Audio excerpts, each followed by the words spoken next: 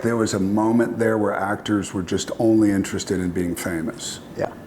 You know, and it was really depressing. Yeah. And you go back to like me and Benicio and Mark and all that, where we were studying with Stella Adler, and we were like in it. We were in it. You know, you'd do a scene just to do it. You'd get together with people in the weekends and read through plays, and you were in it. Yeah. You know, you were up against each other in a hallway and listening to this, and you were competing with the person, but you were friends with the person, and you didn't want them to get it, but you did want them to get it. You know what I mean?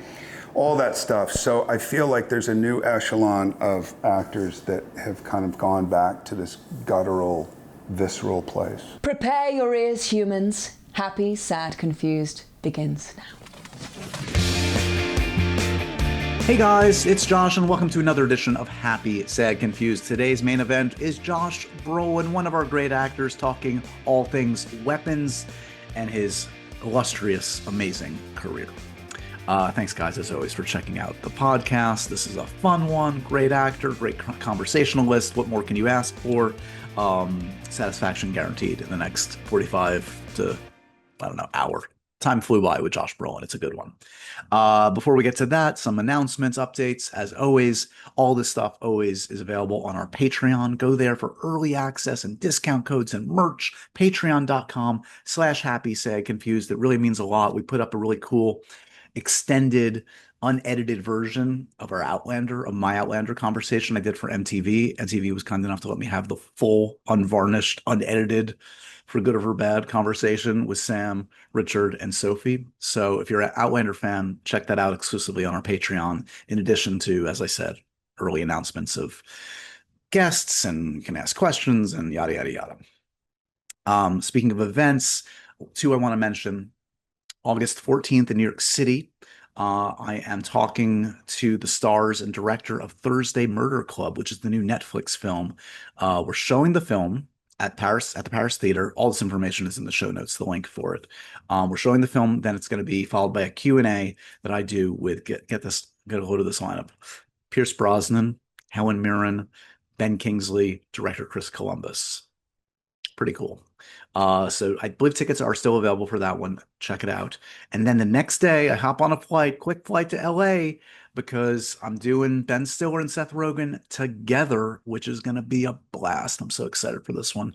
The bad news is tickets have sold out. I mean, it's good news for me. I'm happy. Tickets sold out almost immediately. But usually we do offer a couple last minute seats.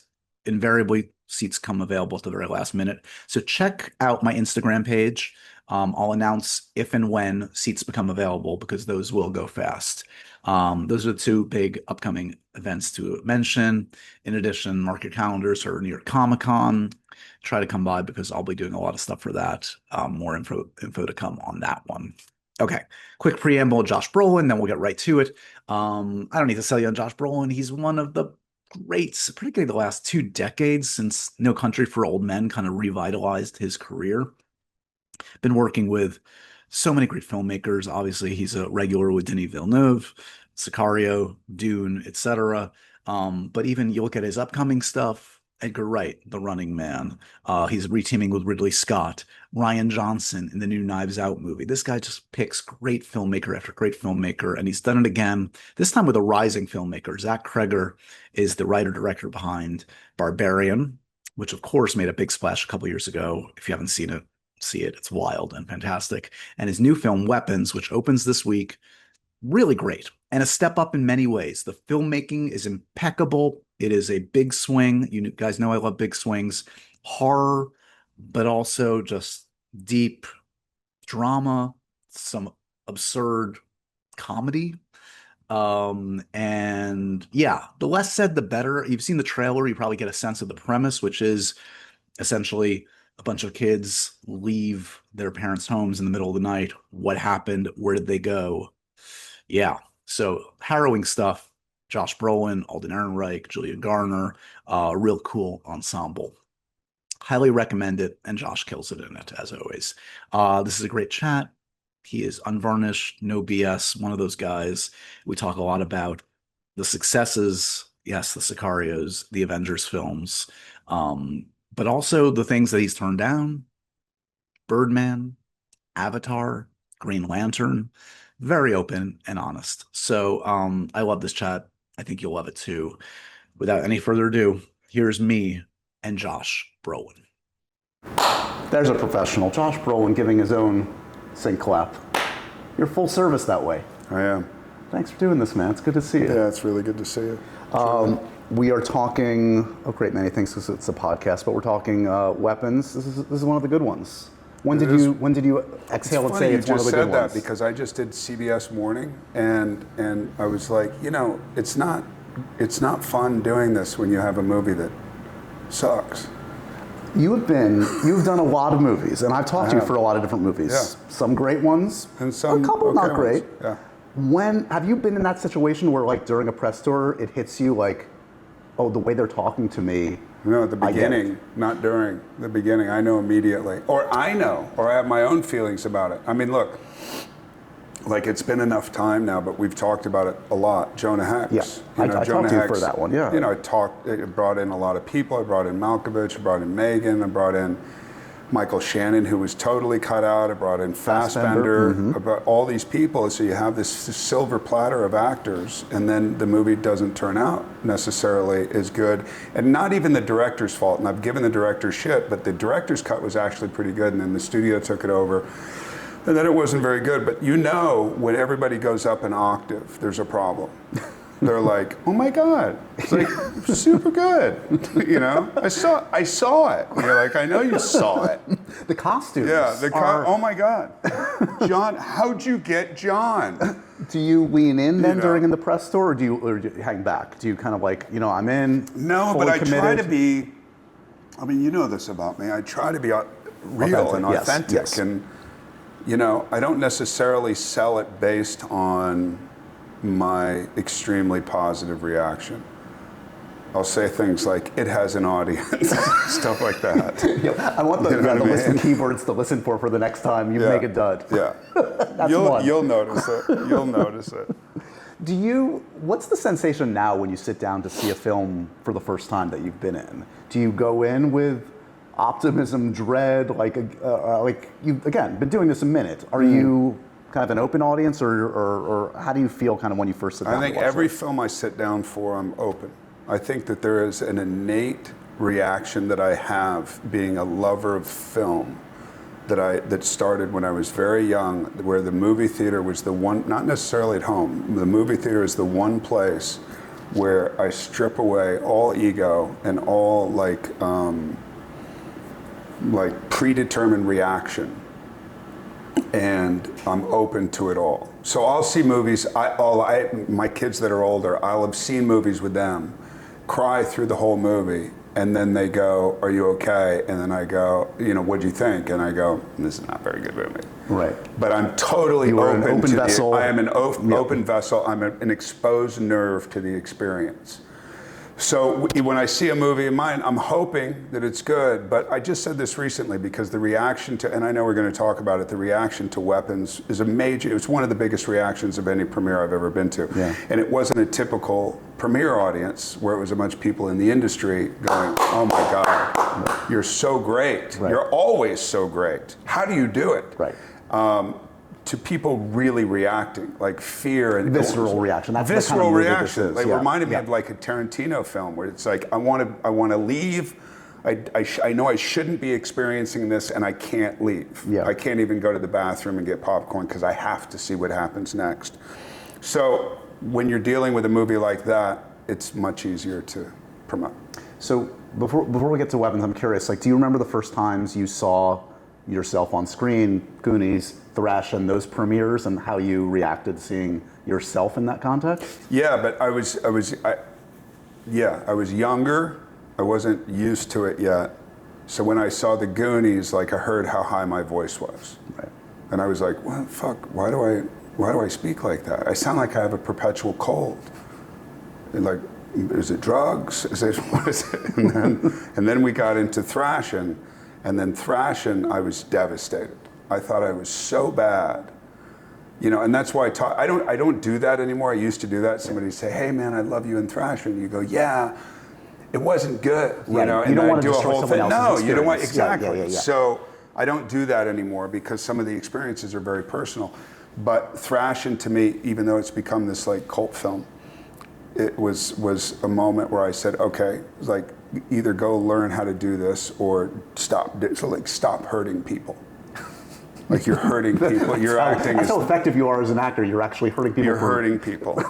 You're not representing the human condition very well. So how did you recover from that? It took a minute. It took a while. But... No, I moved to New York, and I was very lucky to kind of get together with a guy named Anthony Zerbe, who turned me on to like plays and books, and I started doing plays, and I started, my whole trajectory changed. It's funny, you always talk about Anthony Zerbe, and it's like my reference point for him is like as a Star Trek fan. I think he was like a bad guy in a Star Trek movie. He was. I know he's so important to you. He is. And he's not the Star Trek guy to me. Of course not. Why I don't would he even be? think I saw it. But anyway. Probably not his finest. I won't do this the whole time. No, you're good. You're good. A couple of other shows. It struck me. So, like, turning to weapons, you're working with this filmmaker, Zach Kreger. Yeah.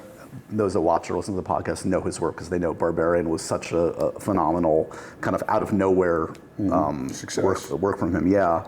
It struck me, though, looking at your career, we've talked about kind of the trajectory the last 15, 20 years.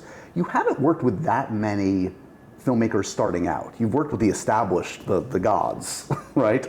No, I've been very lucky.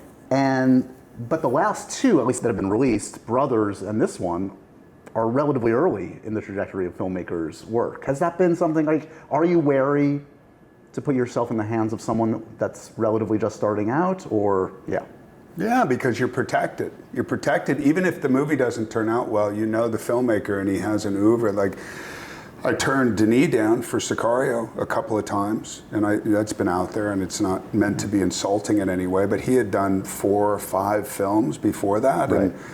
But I was like, I don't know his work, and this and that, because you're protected. If you're working with Ridley on American Gangster, if you're working with the Coens, it's like they may not do a great film every single time, but the odds. The odds are pretty fucking good, and even if the film's not that great, you know it's going to be cut together well. You know it's going to be good music. You know the production design is going to be good. You know all that stuff. So when the quote unquote newbies come along, and I know this was a decision for me. I was like, look, there's something that feels stale to me, even though I feel like we've been doing really good movies, really interesting movies. We've been mixing it up, and I'm constantly trying to mix it up, just out of my own interest. Yeah. It's like Deadpool 2. Like, why would I do that? I've never been interested in that. Right. I'm 50 at the time. Could I get in that kind of shape? Could we deal with a comedy with Ryan Reynolds? Can I hold my own? Like, it all got very scary to me, and I was like, I like that kind of fear. So with Zach, I hadn't seen Barbarian. Right. I did read the script because Pedro Pascal dropped out because he had the scheduling conflict, which I think is okay to say. I read the script immediately. I thought it was amazingly designed. It reminded me of like Following, like early Nolan and popping around. And I always loved that early Iñárritu, early Nolan thing. And my own book is very nonlinear. Perspective and like past, future, this, that. And then I wanted to meet him, and I met him, and he told me immediately that every character was based on a reaction that he had had in the trajectory of his grieving process for a friend of his that had died. And we were both very emotional during that thing, and I was like, now this is so left field. Yeah. You know, this is we're talking about the same horror movie, right? It's cosmetic and all this kind of stuff, and then you're telling me about this profound experience. The underpinnings, and I love that. And then he's using the horror genre as a tool, to manifest whatever this grief is that he's feeling. So I was hooked at that point. Then I saw Barbarian. Then I was confused because I thought Barbarian was super good, but it was funny, but it was scary, but it was absurd. So I called my daughter, Eden, and I said, have you seen this Barbarian movie? She was like, oh my God, best movie of the last 5 years. And I was like, okay, let me talk to your husband. And I talked to her husband, same thing. Called more 20 and 30 something, same thing, like across the board. A Barbarian, amazing, incredible movie, hilarious, scary, whatever. So obviously he has his finger on the pulse of something unique. I mean, I will say, and I don't know, I mean, everyone's going to have their own interpretation of the movie.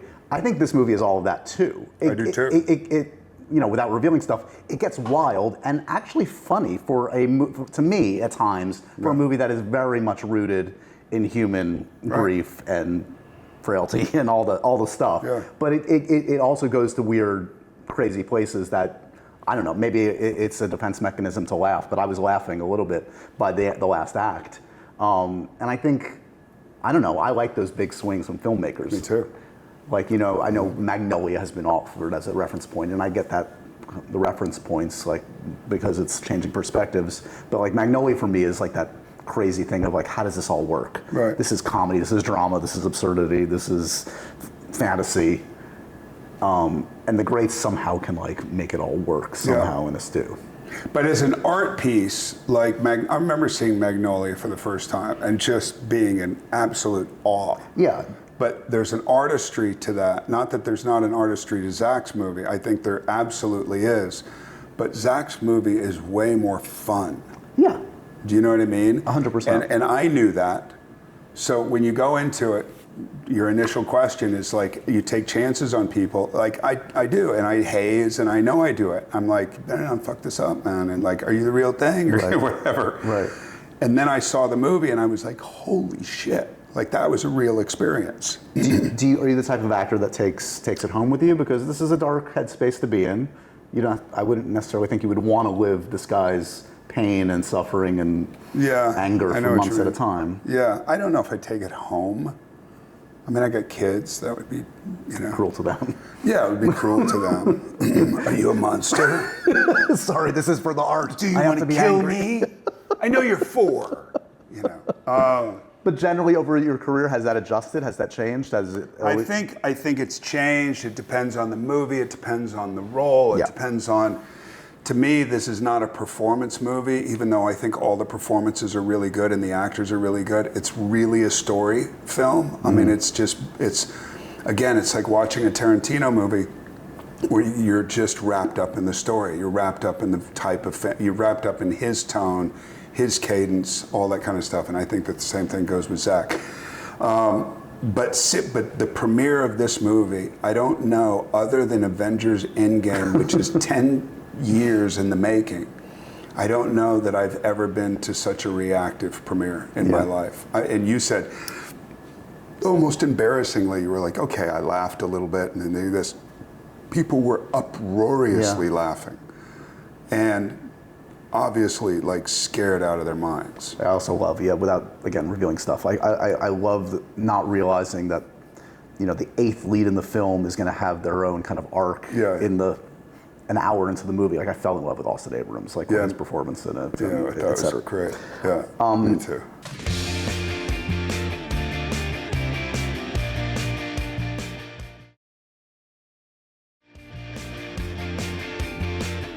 You haven't really done a lot of horror in your career.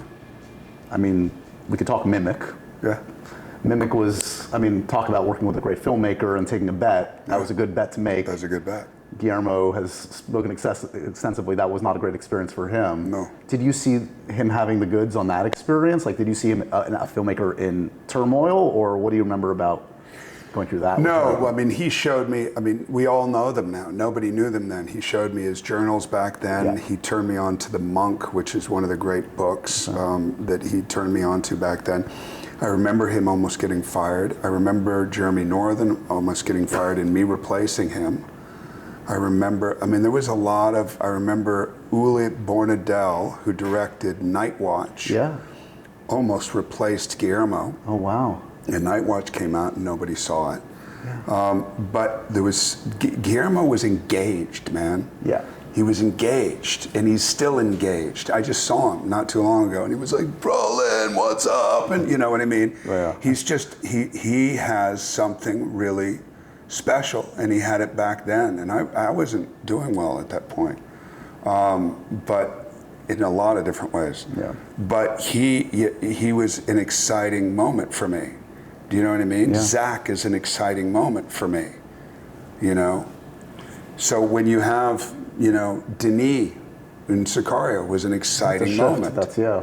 But you're collaborating, and I think that's the difference. Like with Denis, with Guillermo, with Zach, it was a real collaboration. It was like it just lands there right away. With Denis, we were writing scenes in Sicario, and Benicio doesn't want to learn all that dialogue. It just when he knows it's all right there, and it needs to be said. It's like expositional set. How do we make it behavioral? And then me and Denis would be sitting there writing scenes 15 minutes before we do it.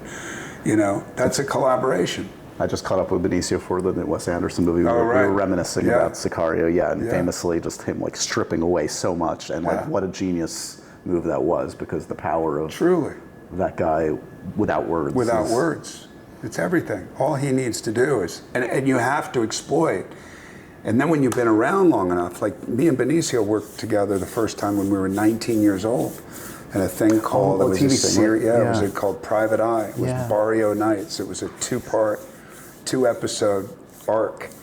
And he, like, I think it's in the scene, like he's in the middle of the scene and then he starts hitting something and we're all taking ourselves so seriously and there's no objectivity. Whereas now it's like, there's technique and there's objectivity and I can utilize myself in this way and I think this lends to the story better, and you start to think of it more from a few steps back. So you mentioned Benicio and knowing him from way back when. Who were like your contemporaries early on that you were going up against for roles, going talking acting, talking shop? Was like Sean back then? No, Sean was somebody we all looked up to. He was already Sean and Mickey level. and like I just had dinner with Sean and Nolte and a couple of other people. My Nolte, agent. that voice. It was great, and Sean was saying very openly, it's so funny because Sean really became an actor when Nolte did Rich Man Poor Man. Yeah. And said that's what I want to do. And Sean was saying he was like 20 at the time. And he was saying, I've got time, because Nolte didn't really hit until he was like 40. I think he did Rich Man, Poor Man when he was 38 or 39, right. around the same time that I did No Country. So Sean had all this time, and then suddenly these younger movies started coming out, and then it was like, that was it. So then Fast Times, and then Bad Boys, and all that. And then I was looking up to Sean. So you have this table. Yes. Where I've done, I think, 2 or 3 movies with Nolte. I've done 2 movies with Sean. And now it's like one big happy dysfunctional friendship. Nolte is on that continuum for me. He's like that Gene Hackman level of like without a false note. That's I've never heard anything come out of his mouth. That's ever. Even though he's talking like this. What? You're just like, what the fuck did he just He say? did the podcast many years ago and told like an insane Terrence Malick story that I feel like I only understood 40% of. But even just the growl, It didn't matter. It's the whole thing. Yeah, if you're being growled at, it's a good thing. So who were the ones that were getting the roles? Ruffalo. Oh, okay. Ruffalo was a contemporary, but going through his own thing. Benicio, but I remember like, God, man, I read for. Oh wait, bear with me. Why back? It was Benicio and Meg Ryan. Benicio No, sorry, Denzel Washington and Meg Ryan. Oh yeah, Courage Under Fire. Courage Under Fire was Ed Zwick. Yeah. So I read for it. I remember going in and reading for that room, and they were like, "Hey, thank you for coming in." And I begged to get back in that room. Yeah. I used every possible tool, person, whatever, to get, because I was like, I know that role. Was this the and Matt it wasn't Damon the role? Matt Damon role. It was, I'll tell you.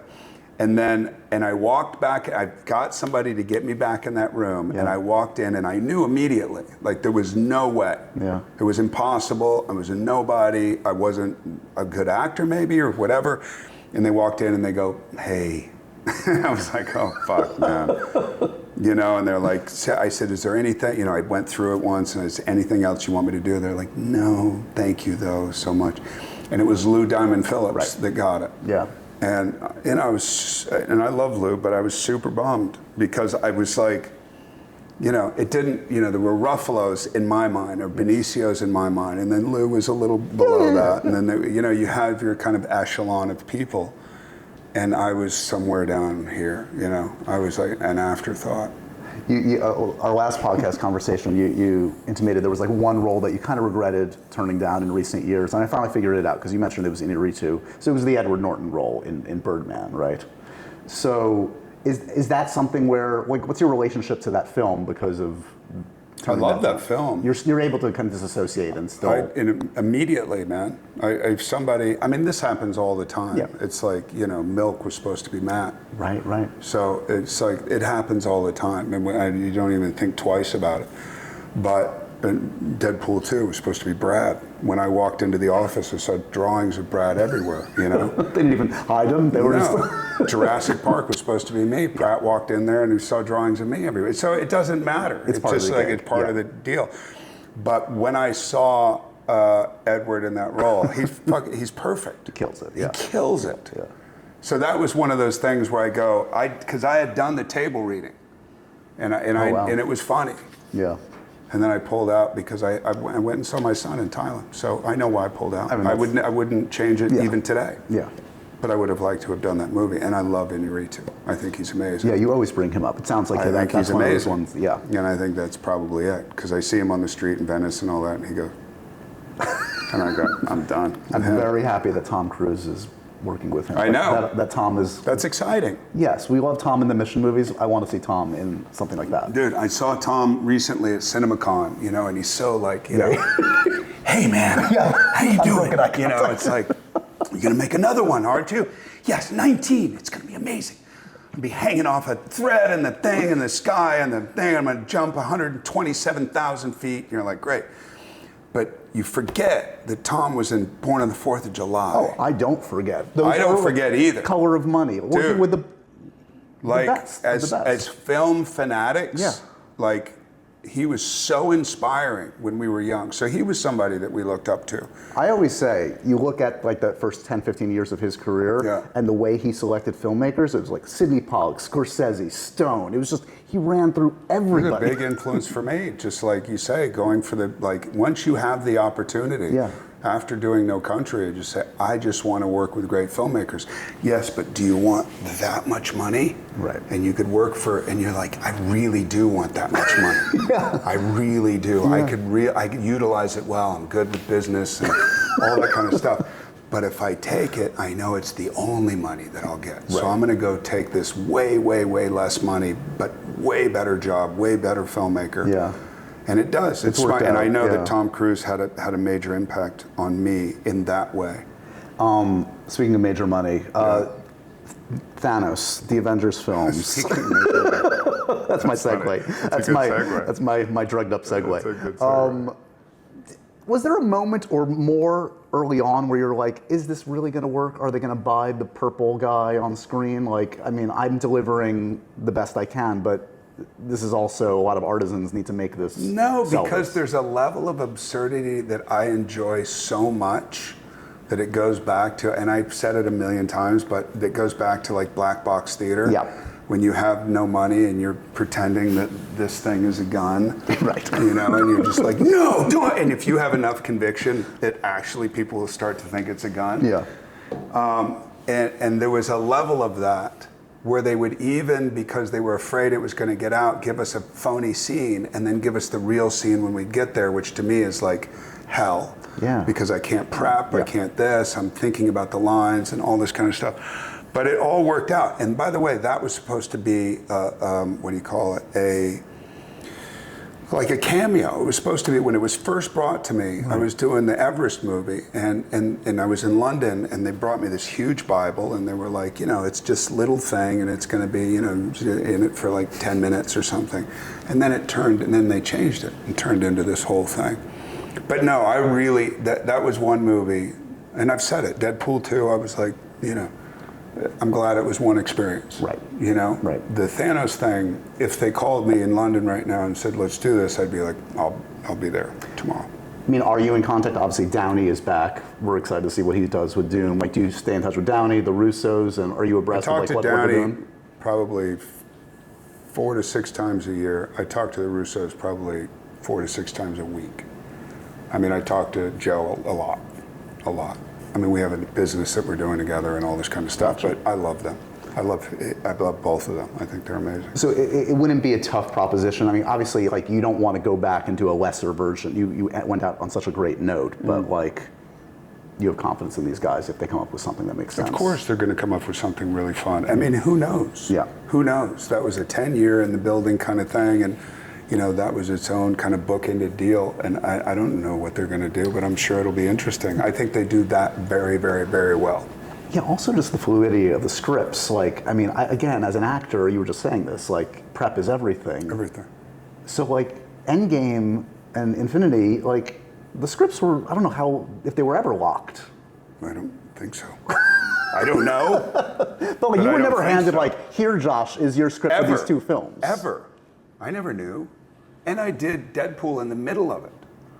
So I would leave. That's a lot of chaos. Like, I would be a little fat during one, and then I'd leave, and then I got in really good shape, and then I'd come back with a different haircut and all that, and then I'd finish that scene, and we'd do things over that didn't necessarily work the first time and all that, yeah.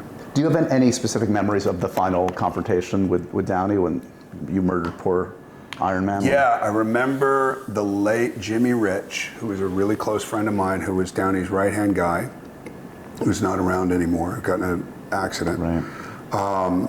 Handing off nicotine gum. I remember Downey would do this, and Jimmy Rich would be there with a piece of nicotine gum. That's what I remember about the end. I don't know.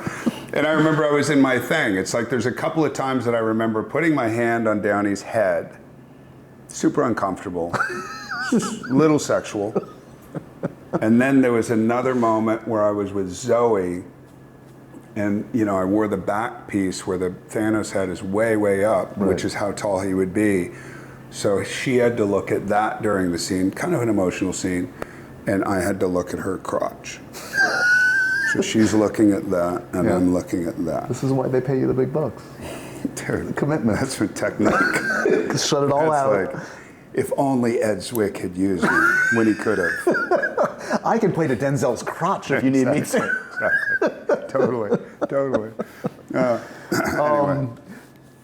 You haven't done theater in a while, and you did True West here about 25 years ago. Was it 25? Yeah, it was 25. 2000. Yeah, 2000. Which is a very famous production, of course. Phil Hoffman, John C. Reilly, Ewan. I never know how to pronounce his name. I love him. Elias Koteas. Is there some kind of unfinished business of like going back to theater? I mean, you have so many opportunities right now. If I didn't have young kids, Scott Rudin, I talked to once in a while. It was asked of me recently if I wanted to do something, and I know, and I said I don't say this with conceit, but I say it with, I know if we wanted to do something. I just saw Clooney do his thing. Yep. I was very moved by it. Yeah. I thought he did a great job. But why? Right. For the theater, like if it's a great piece, and especially if it's a new piece, I had just written a play, and Patricia Arquette did the reading of the play just to hear it. And it was so great to be in that position, to be able to hear a play on a very kind of a naked, raw level that wasn't, the it play or the this or that. So, if I went and did To Kill a Mockingbird, I go, well, Jeff Daniels just did that. Right. That was great for him. And it had been a while since it had been done. If we do Streetcar or something, it's like, do we have to do that? Do we need another? Yeah. we need a new, and there's a couple of them. Downey did that play, which I thought was really good. I saw it, yeah. But is it necessary? No. Well, it's also, I think, for many actors, it's kind of a proving ground at different stages of their life. And if anything, the last 15 years has been this continuous, proving that Josh Brolin can work at the top level, and you have nothing left to prove. Well, that's the thing, and it's not that I don't feel that I have nothing left to prove, but I like the idea of proving that you can do more than 1 or 2 good movies in a trajectory of a career. Right. If you have discipline. Yeah. And if you work with the right people, and if you think about, it sounds so lame, but representing, the human condition appropriately. If you don't drink the Kool-Aid and become too much of a movie star and start living in a bubble, and you're like, how are you representing the everyman? Right. When you have 5 Porsches at home? Right. 2 at most. 2 at most. Like I get two. You need the backup in case one's in the shot. Yeah. You know? Yeah. And why are the colors so, why do you need baby blue? You know what I mean? Yeah. And you know, if you're a rock star, fine. That's like part of the thing. But you're representing something that I find that when you get it right, even something as crazy as weapons, that when you look at how we get my character, not that I'm going to take it back to weapons again and again and again. You have a guy who's like, you know, typical manual masculinity. Yeah. I don't emote with my son. Right. I don't this. I'm a man. I have in construction. I build things. And then you take that thing that's essential to that guy away and watch him start to break down. And he can't control anything. He's trying to control. Why aren't you doing your job? Why did this? Where is my kid? Yeah. And then by the end, he breaks. And then he realizes that this thing that was essential to him and what it really does mean to him, and allows him to just be present and emotional. I mean, there's also an analogy as just an actor of like giving up control. Like you think right? Like you think you have control. You kind of alluded to this earlier. It's like you can control your side of the street, your performance, but the nature of the medium is you're a piece in the puzzle. That's it. I just wrote that yesterday to my dad. I go, you're a small piece of that alchemy of how something turns out. And if you get together with somebody with real vision, and that's the connection between like Guillermo del Toro back then, or Zach Krager now, or some people who I've tried and it hasn't worked, you know, where you go, you see the movie and you go, huh, right. Really? Bummer. You know, I wanted that to be better. It could have been better. It was set up to be better. The person did as good as they could have at this moment, but it didn't. It doesn't land like it does. Weapons lands. Yeah, I mean, to me, you can put all the pieces in place. You can work with Paul Verhoeven and happen to be in the Paul Verhoeven movie. That's not the great Paul Verhoeven movie. It's just, you know what I mean? Yeah, exactly. That's what I'm saying. Call me out. You know, like, it just is what it is. That's kind of dumb luck. That's no, but it is.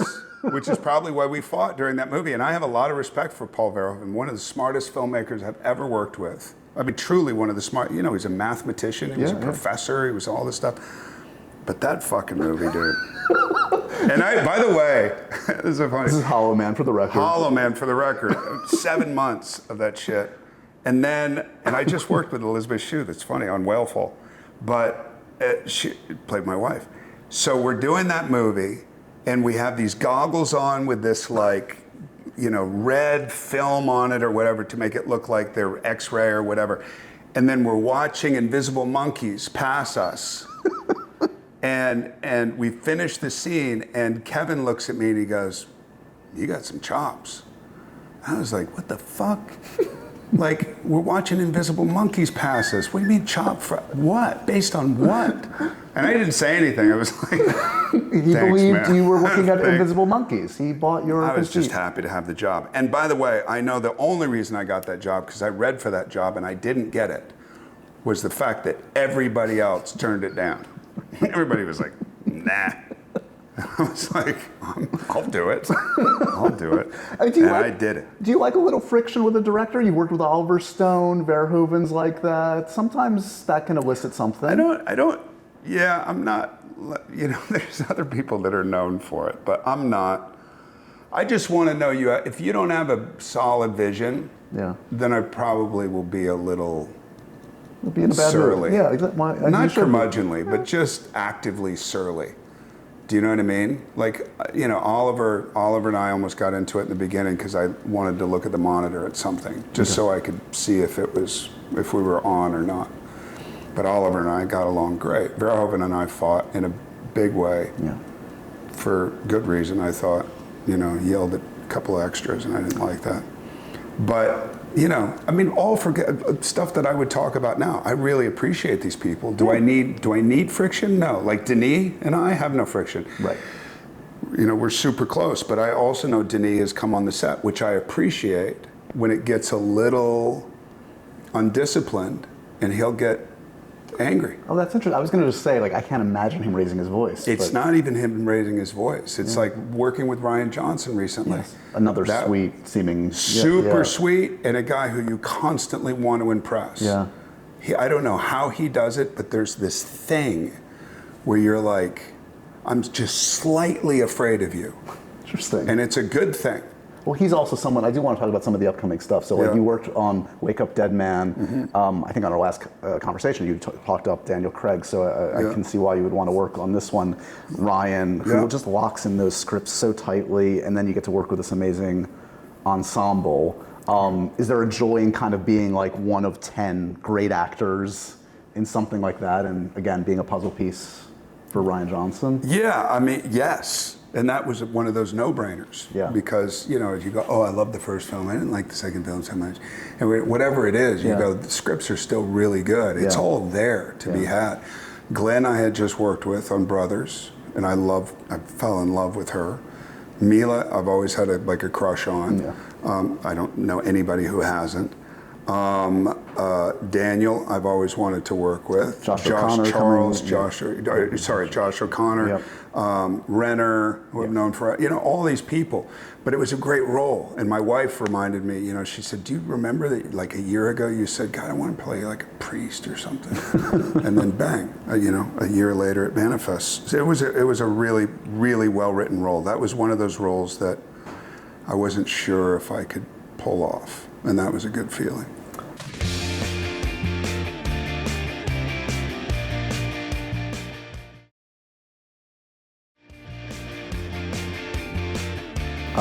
Where are we at on Denis and Dune? I think cameras are up. I think he's shooting it. We were just texting.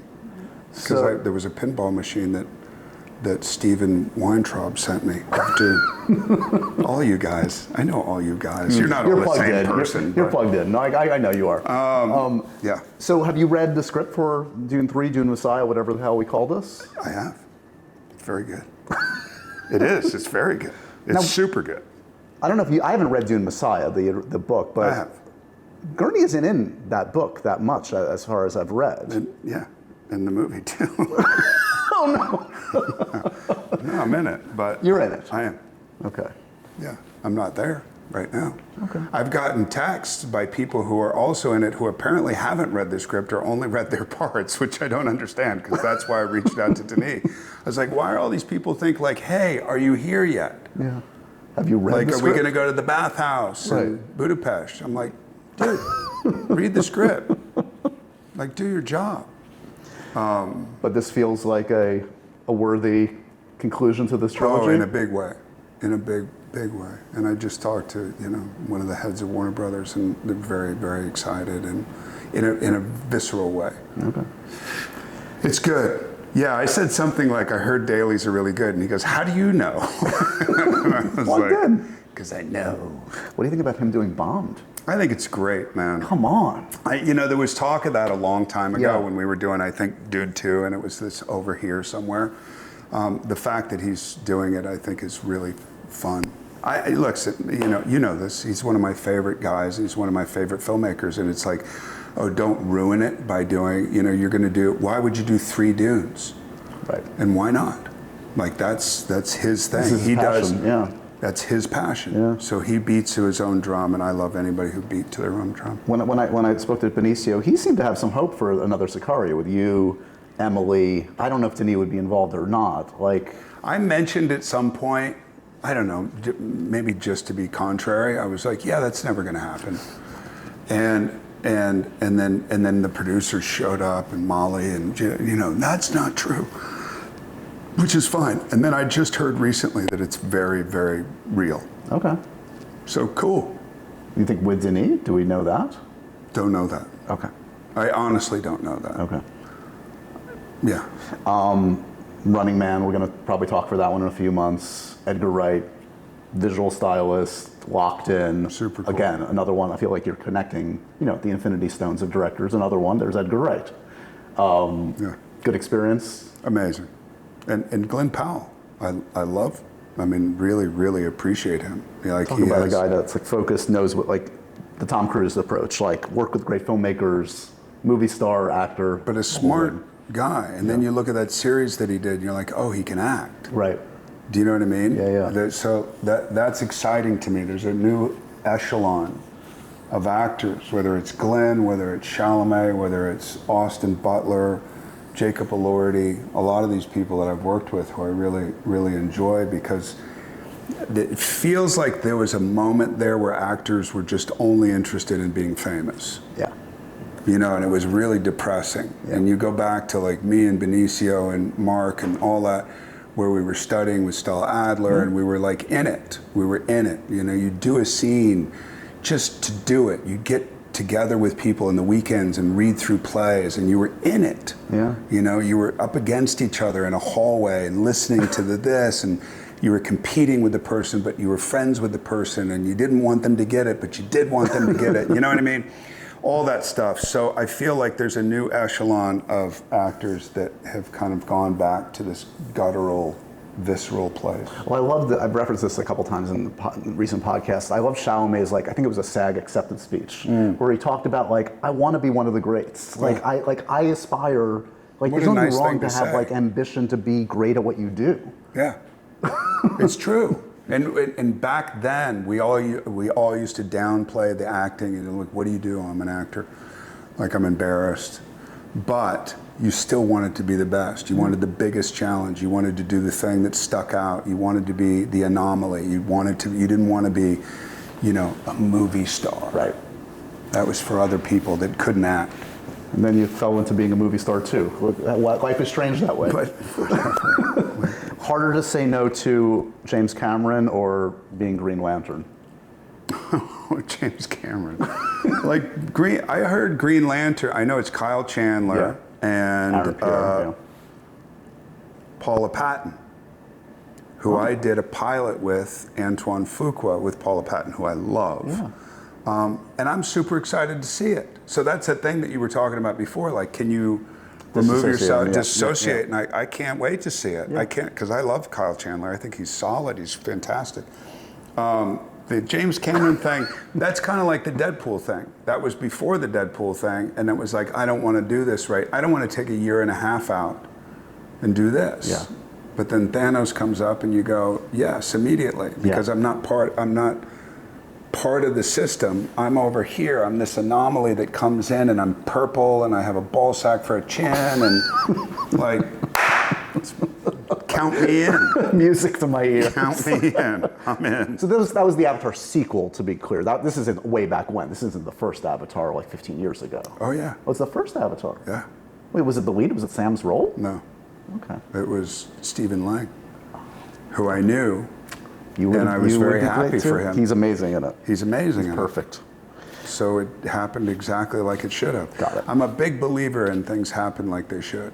Okay, I'm going to end with two things. I've been doing this with actors, including Benicio recently. This is cruel, but I'm going to do it for you. Okay. When you have a great filmography, I want you to choose, we're going to do round robin style. You're going to choose your best film in your career. So I'm going to pit some against each other. Okay. This is just gut. Yeah. Okay, so No Country versus Dune. What do you choose? No Country. Okay. Avengers, Goonies. If I had been in Chalamet's role, maybe I'd say something different. But Okay, no. fair enough. Okay, so we're going to mark that. Avengers or Goonies, what do you choose? Dude. Goonies. Okay. Dune or Sicario?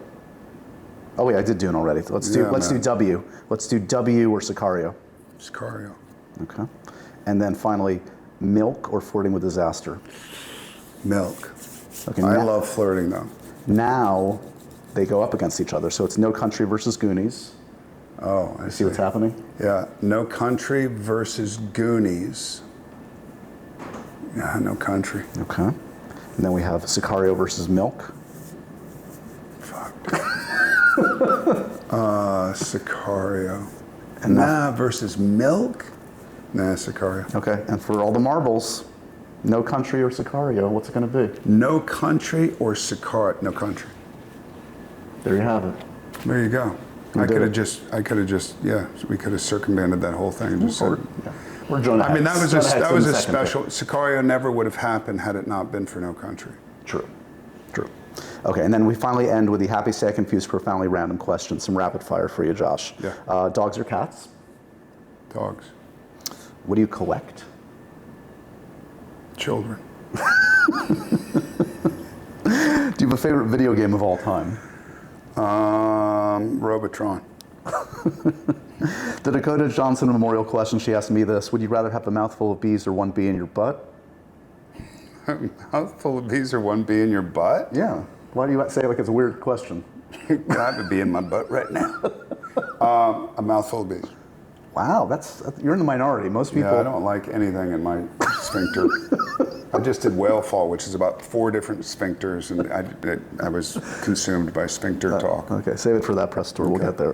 What's the wallpaper? Save it for that. Sphincter talk. Save it for that press tour. What's the wallpaper on your phone? The wallpaper? My wife. Nice. Last actor you were mistaken for? Last. Does it ever happen? Someone says, "Oh, No, I know you thing." want this rapid fire, No, but it's okay. it's It's okay. like last actor. Or even back in the day, was there someone you used to always get confused for? Yeah, Matt Dillon. Okay. Yeah, but that's a long time ago. Oh, Brad Pitt all the time. They go, Brad. I go, Sorry. No, it's Josh from No Country. But they always think I'm Brad. No, I would have predicted that. What's the worst note a director has ever given you? Why is that a joke? It's not a joke. It's not a. It's not No a one nice laughed. joke. Everyone stop laughing. What? What was the next question? Worst note a director has ever given you? It's something like, this is, if you get an Academy nomination, this will be the scene. Why, dude?